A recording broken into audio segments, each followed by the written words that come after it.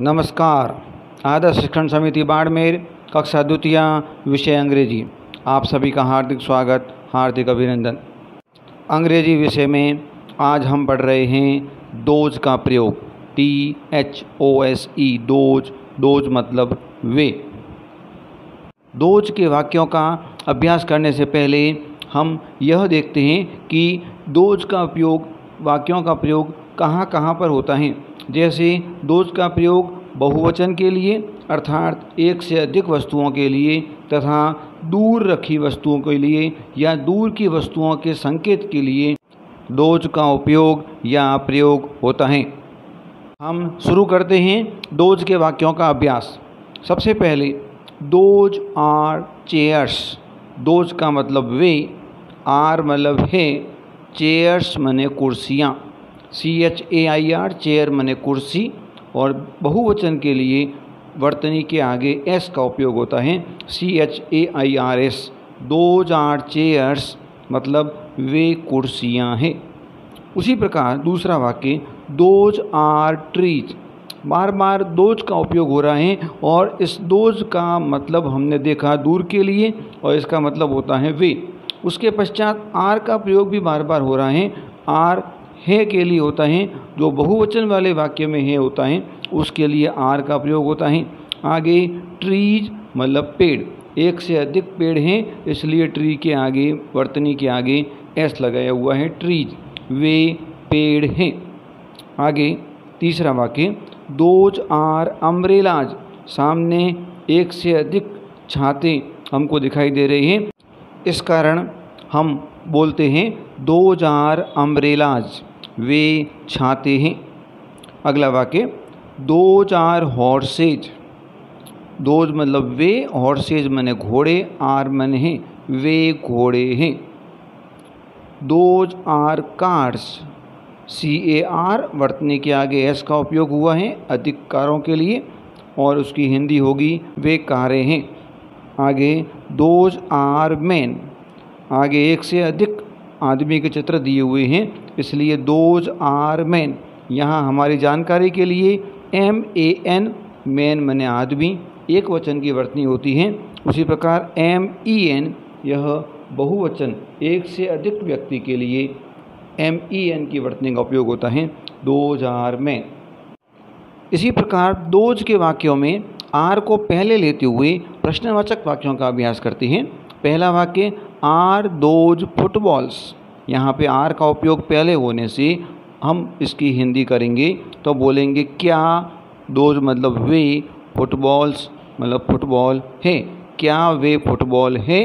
हमको सामने फुटबॉल के चित्र दिख रहे हैं इसलिए हम कहते हैं यस दे आर, हाँ वे हैं। उसी प्रकार आर दोज काइट्स। क्या वे पतंग हैं। हमको सामने पतंग के चित्र दिख रहे हैं इसलिए हम कहते हैं हाँ ये हैं, यस दे आर। उसी प्रकार आगे आर दोज लीव्स। क्या वे पत्तियाँ हैं। LEAF, लीफ मने पत्ती होता है और उसके बहुवचन की वर्तनी होती है LEAVES, लीव्स मने पत्तियाँ। क्या वे पत्तियाँ हैं। हम देख रहे हैं सामने पत्तियाँ के चित्र दिख रहे हैं, पत्तियों के चित्र दिख रहे हैं तो कहते हैं यस दे आर, हाँ वे हैं। Are those mangoes. क्या वे आम हैं। आम के चित्र को देखकर हम कहते हैं यस दे आर, हाँ वे हैं, मतलब हाँ वे आम हैं। Are those peacocks. क्या वे मोर हैं। मोर के चित्र को देखते ही हम तुरंत कह देते हैं यस दे आर, हाँ वे हैं। Are those flowers. क्या वे फूल हैं। फूल के चित्र दिखाई दे रहे हैं इसलिए हम कहते हैं यस दे आर, हाँ वे हैं। प्रश्नवाचक वाक्यों के इसी क्रम में कुछ नो वाले वाक्यों का अभ्यास साथ में करते हैं। पहला आर दोज चेयर्स। क्या वे कुर्सियाँ हैं।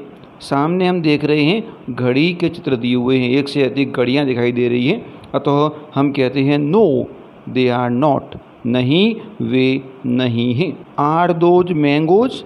क्या वे आम हैं। हम देख रहे हैं सामने संतरे के चित्र दिख रहे हैं इसलिए हम कहते हैं नो दे आर नॉट, नहीं वे नहीं हैं, मतलब वे आम नहीं हैं। आर दोज नाइव्स, क्या वे चाकू हैं? KNIFE, नाइफ माने चाकू, और उसके बहुवचन की वर्तनी होती है KNIVES, नाइव्स, मतलब एक से अधिक चाकू के लिए इस वर्तनी का उपयोग होता है। और सामने हम देख रहे हैं कैंची के चित्र दिख रहे हैं, इसलिए हम कहते हैं नो दे आर नॉट, नहीं वे नहीं हैं। आर दोज टेबल्स, क्या वे मेज हैं? सामने कुर्सियों के चित्र को देखकर हम तुरंत कहते हैं नो दे आर नॉट, नहीं वे नहीं हैं। उसी प्रकार आर दोज पेन्स, क्या वे कलम हैं? सामने पुस्तकों के चित्र दिख रहे हैं, कलम के नहीं हैं, इसलिए हम कहते हैं नो दे आर नॉट, नहीं वे नहीं हैं। आर दोज ऑरेंज, क्या वे संतरे हैं?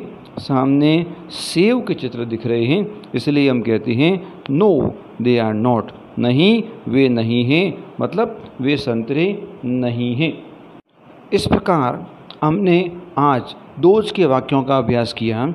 अब तक हमने जिन जिन वाक्यों का अभ्यास किया, पहले सामान्य दोज के वाक्यों का, उसके पश्चात आर को पहले लेते हुए ऐसे प्रश्नवाचक वाक्यों का जिसका उत्तर यस में था, उसके पश्चात आर के पहले लेते हुए दोज के प्रश्नवाचक वाक्यों का जिसका उत्तर नो से प्रारंभ होता था, ऐसे वाक्यों का अभ्यास किया। आपको ऐसे कुछ वाक्य अंग्रेजी में दिए जा रहे हैं, उसका आप हिंदी में अनुवाद कीजिए, और जो वाक्य हिंदी में दिए जा रहे हैं उन हिंदी वाक्यों का आप अंग्रेजी में अनुवाद कीजिए। उसी प्रकार कुछ वर्तनी आपके सामने एक वचन की वर्तनी दी जा रही है और सामने उसका अर्थ भी लिखा हुआ है, आप उसको देख के उसकी बहुवचन की वर्तनी को लिखिए तथा उसका अर्थ लिखिए। आज इतना ही। Okay, thank you very much.